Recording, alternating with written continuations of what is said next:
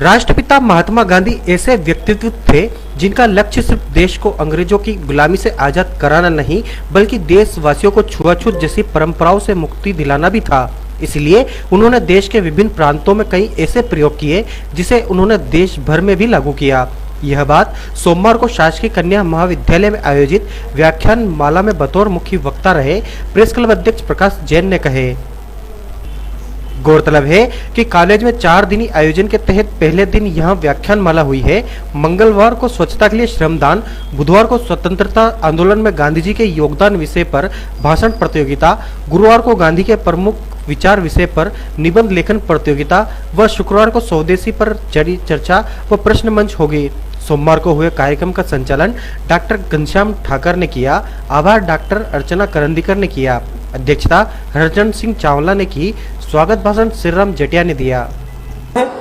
और महात्मा गांधी ने जो स्वतंत्रता आंदोलन में योगदान दिया और उसी की वजह से हमारे प्रिय नेताजी सुभाष चंद्र बोस ने उनको राष्ट्रपिता का दर्जा दिया।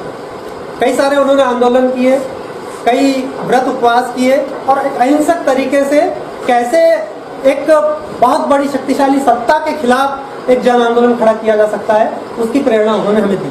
22 अक्टूबर 2018 को हम महात्मा गांधी जी के 150वें वर्ष जन्म वर्ष के अंतर्गत शासन के नियम अनुसार एक व्याख्यान आयोजित कर रहे हैं।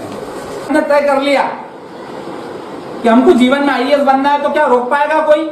कोई नहीं रोक पाएगा। इसलिए नहीं रोक पाएगा क्योंकि हमारे विचार ही हमको बनाते हैं। और जब हम कोई विचार कर लेते हैं, कोई प्रण ले लेते हैं, तो फिर हम क्या करते हैं, उस ट्रैक पे चलने की कोशिश करते हैं, उस रास्ते पे आगे बढ़ने का प्रयास करते हैं। इसलिए गांधी जी का ये जो प्रसंग है, ये जो सिद्धांत है, ये बड़ा अच्छा सिद्धांत है और सारे विद्यार्थियों को इसको गांठ बांधकर रखना चाहिए कि हम जो हैं, हम कुछ नहीं है, हमारे विचार जो है वही हम है। मैं आदर के साथ आदरणीय घनश्याम ठाकुर को निवेदन करता हूं कि हमारे सरकार जी का पुष्प माला जो एक गलतफहमी उसको दूर करने की मैं कोशिश जरूर करना चाहती हूँ। ऐसा कहते हैं कि गांधी जी ने भगत सिंह को बचाने की कोशिश नहीं की, और जैसे भगत सिंह एक क्रांतिकारी हैं, आप सबको पता है कि उन्होंने जान तक दे देने का मादा रखते थे उस समय के क्रांतिकारी, और उन्हें हम मानते हैं। लेकिन ऐसा नहीं है कि गांधी जी उनके विरोधी थे। गांधी जी का तरीका अलग था। गांधी जी ये चाहते थे कि अहिंसात्मक तरीके से सारी चीजें आगे बढ़े। तो ऐसा नहीं है कि उन्होंने भगत सिंह को फांसी से बचाने की कोशिशें नहीं की। जब गांधी इरविन समझौता हो रहा था, लोगों को ये लग रहा था कि गांधी जी ने गांधी इरविन समझौते में वो बात डालनी चाहिए, एक आवश्यक घटक के रूप में ये बात डालनी चाहिए कि भगत सिंह और सुखदेव और उन लोगों को सबको फांसी से बरी कर दिया जाए और उसके बाद ही बातचीत आगे बढ़ेगी। मगर उन्होंने वो सिद्धांतवादी व्यक्ति थे। अगर आपका बच्चा अगर आपके अनुसार नहीं चल रहा है या अगर उसके आत्मसम्मान पे कोई बात है तो आप उसको अनिवार्य नहीं करेंगे किसी को। उन्होंने कहा मैं बात करूंगा, इस बारे में मैं बात करूंगा, मगर वो समझौते की आवश्यक शर्त नहीं होगी।